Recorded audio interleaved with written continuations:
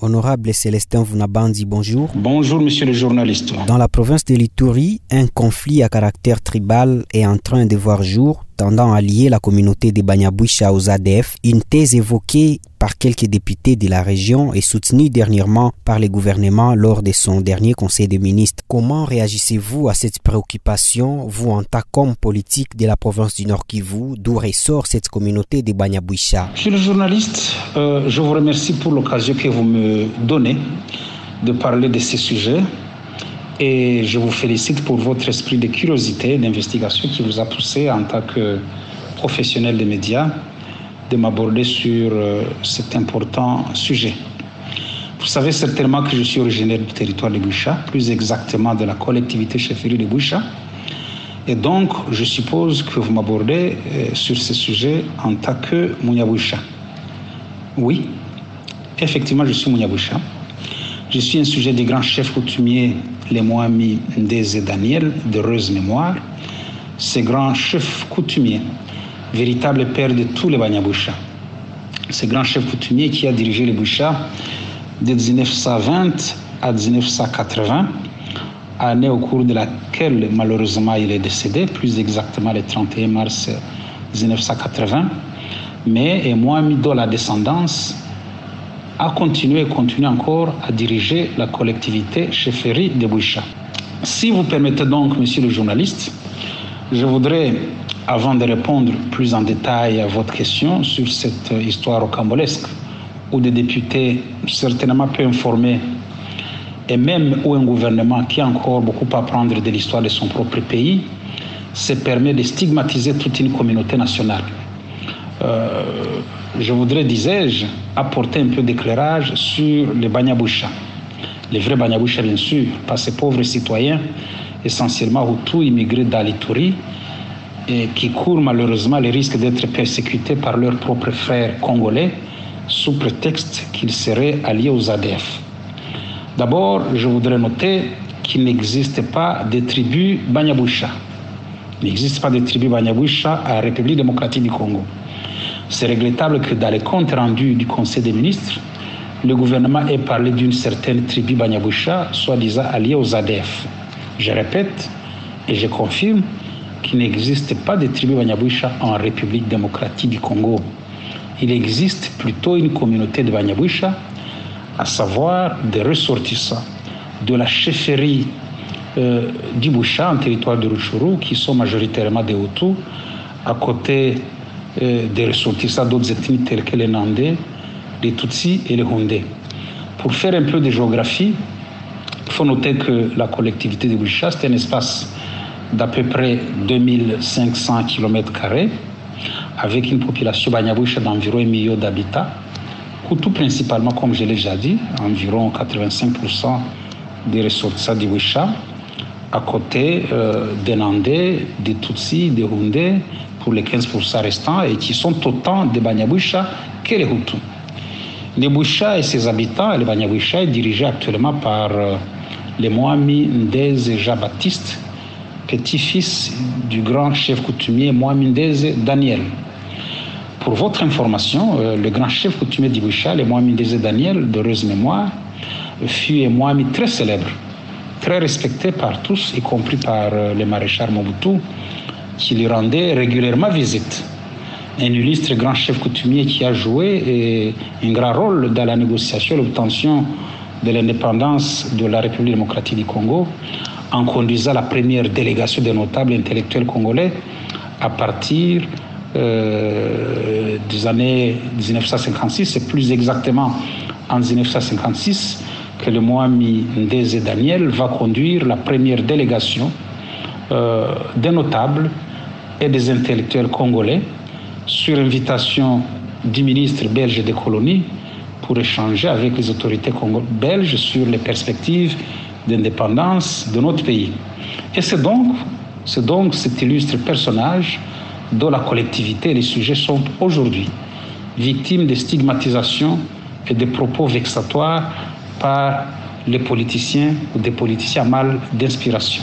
C'est vraiment inacceptable et je considère que c'est un manquement grave pour le gouvernement d'avoir aussi mal communiqué.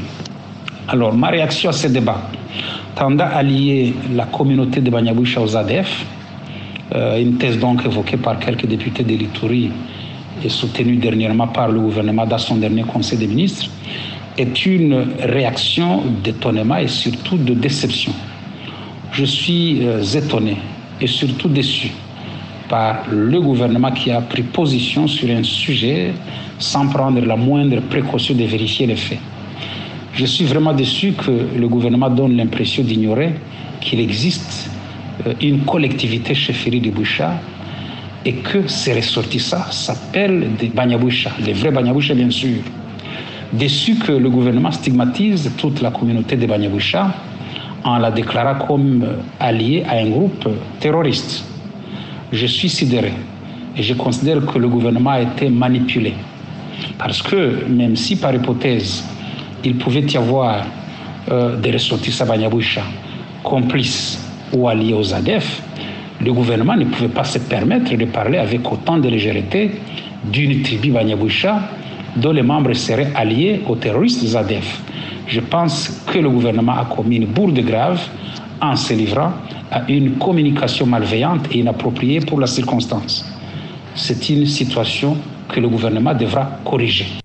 Qui sont réellement les Hutus rwandais assimilés au Banyaboucha?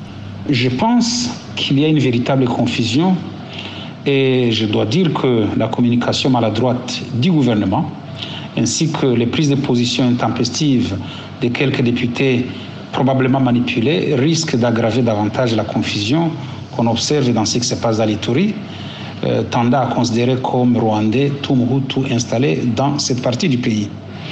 Comme vous le savez, monsieur le journaliste, il y aurait effectivement une attitude, probablement délibérée pour certains gens, d'assimiler au Rwandais les populations dites Banyaboucha installées dans l'Ituri. Et à ce sujet, je dois dire d'emblée que je n'exclus pas qu'il y ait des Hutus rwandais dans l'Ituri, comme il y en a par ailleurs en République démocratique du Congo, notamment à Walikale, à Moneditu, à Masisi, à Kalehe, et même dans beaucoup d'autres contrées de ce pays. Je n'exclus donc pas qu'il y ait des Hutus rwandais dissimulés parmi les ressortissants Hutus communément appelés Banyaboucha, venus du Nord Kivu pour s'installer à Boga, à Tchabi et ailleurs dans l'Ituri. Il convient de noter cependant que s'il y aurait des Hutus rwandais en Ituri, il revient au gouvernement de les identifier sans créer la confusion et sans stigmatiser des paisibles citoyens installés juste pour des raisons économiques dans cette partie du pays. La vérité, c'est quoi? La vérité est qu'il y a des ressortissants congolais venus du Nord Kivu pour s'installer dans l'Ituri, comme je venais de le dire. Ces ressortissants congolais, il y a autant de Nandais, autant de Hutus, autant de Hundés, il y a bien de ressortissants de diverses communautés du Nord Kivu qui ont trouvé dans l'Ituri ce nouvel Eldorado où on peut aller s'installer, faire le champ et gagner sa vie. Et donc, je voudrais noter qu'il y a un mouvement migratoire très important qui, particulièrement en ce qui concerne les populations rwandophones, s'est intensifié à partir des années 2003-2005 avec l'opération de mixage des soldats issus des groupes armés pendant le gouvernement dit de transition. Et à ce sujet, il vous souviendra qu'à l'époque, la toute première brigade mixée, à Mouchaki d'ailleurs, dans les Massissi, avait été déployée à Ituri. Cette brigade, conduite par le général Bonanné, à l'époque, colonel d'ailleurs, avait à son sein près de 3000 jeunes soldats, quasiment tous Hutus et Tutsis. Et ces jeunes gens, une fois arrivés à Ituri, avaient constaté avec joie que dans cette partie du pays, le sol était très fertile, en tout cas aussi bien au Nord Kivu, et qu'il revenait très moins cher, en tout cas 20 fois moins cher qu'à Masisi où l'hectare de terre aujourd'hui coûte $4000, alors qu'en Ituri, on peut facilement avoir un hectare de terre à $150. Ce sont donc ces jeunes gens qui ont été parmi les premiers à acquérir des espaces de terre et à faire venir leurs membres de famille, y compris leurs parents, pour cultiver. Depuis lors, c'est un grand mouvement migratoire de populations, essentiellement autour de Masisi, de Rutshuru, de Nyiragongo et de Kalehe, qui se sont installés dans l'Ituri et qui ont acquis des espaces de terre qu'ils mettent en valeur. Ce sont ces populations qu'en Ituri on appelle des Banyaboucha. Rien à faire avec les vrais Banyaboucha, bien sûr, du Boucha. Et rien à faire non plus avec des Rwandais ou des Ougandais ou des Tanzaniens comme d'aucuns tendent à les soutenir. Pour éviter bien sûr l'amalgame, je pense que ces frères venus du Nord Kivu devront désormais s'identifier plus correctement par leurs véritables origines ethniques, Hutu, Tutsi ou autres. Quelle serait l'origine de cette situation, honorable? Je pense que ce que je viens de décrire donne une idée de l'origine exacte de cette situation. Mais vous aurez bien noté qu'il y a trop d'amalgame. Et à ce sujet, donc au sujet de l'amalgame, il faut dénoncer le fait qu'il y a une forme de rivalité ethnique au Nord Kivu qui tend à s'exporter à l'Ituri et dont les Ituriens risquent d'être victimes. En fait, le risque, c'est quoi? Le risque est que nos frères de l'Ituri soient victimes de la manipulation dont certains extrémistes du Nord Kivu rêvent notamment, à savoir l'exclusion. La vérité est que les ressortissants du Nord Kivu en Ituri sont nombreux. Ceux qui sont arrivés les premiers avant la communauté aujourd'hui stigmatisée comme alliés des terroristes ADF font tout pour faire croire aux frères de l'Ituri que ceux qui sont venus plus récemment sont tous des diables venus de l'étranger. On est donc là dans les pièges de la stigmatisation et de l'exclusion, avec toutes les conséquences possibles d'exacerbation des tensions intercommunautaires tant en Ituri qu'au Nord Kivu. Je déplore bien entendu les derniers massacres des paisibles citoyens en Ituri par les terroristes ADF et je ne présume pas de l'identité de ceux qui auraient été complices de ces tueurs. Mais si parmi ces complices, il y aurait des ressortissants communément appelés Banyaboucha, il faut les prendre pour des bandits, des criminels à condamner avec la plus grande rigueur, sans stigmatiser cependant toute la communauté dont ils sont issus. Souvenez-vous, chers amis, que depuis quelque temps, par exemple, l'armée ne cesse d'attraper et de nous présenter, de présenter à l'opinion des ADF ou des complices ADF d'origine nandais. Ce n'est pas pour autant que tous les Nandais doivent être considérés comme des alliés des ADF. Il s'agirait là d'une stigmatisation globalisante qu'on ne peut pas accepter. Dans toute communauté, il faut noter qu'il y a des bons et des mauvais. Les mauvais les sont à titre personnel et jamais au nom du groupe. Qu'est-ce que le gouvernement devrait faire d'abord, ensuite la population, pour barrer la route à cette crise qui risquerait d'amplifier l'insécurité dans la partie est de la RDC? Mon message aux populations communément appelées Banyaboucha dans l'Ituri, c'est d'abord un message de compassion, mais aussi un message d'appel à la paix, un appel pour cette communauté à clarifier sa situation et à se démarquer de tout groupe armé et de toute attitude de nature à compromettre la cohabitation pacifique avec les populations autochtones de l'Ituri. J'appelle la communauté dite Banyaboucha dans l'Ituri à se désolidariser de tout groupe armé, quel qu'il soit, qui commettrait des atrocités sur les paisibles citoyens. Je demande aux ressortissants de cette communauté de dénoncer toute tentative d'instrumentalisation provenant de tous ces groupes armés qui opèrent en Ituri. Je demande aussi aux populations dites Banyaboucha dans l'Ituri de demeurer pacifistes et de ne pas céder à quelque provocation que ce soit. Je lui demande de prêter main forte aux autorités politico-administratives et coutumières dans la lutte contre les groupes armés et dans les processus engagés par le gouvernement pour le retour de la paix dans cette partie du pays. Je voudrais enfin dire que, et je pense d'ailleurs que les populations dites de Banyaboucha en Ituri doivent clarifier leur situation. Ils doivent clarifier leur situation en s'identifiant plus correctement, de manière à ne pas entretenir la confusion autour du label Banyaboucha, un label qui reste une propriété exclusive du Mohamedi Boucha et de sa population en territoire de Rutshuru au Nord Kivu. Vous avez quel message aux Banyaboucha qui vivent dans l'Ituri, la peur au ventre, au risque de subir une discrimination et même un massacre sans fondement? Le gouvernement doit d'abord avoir un langage de vérité.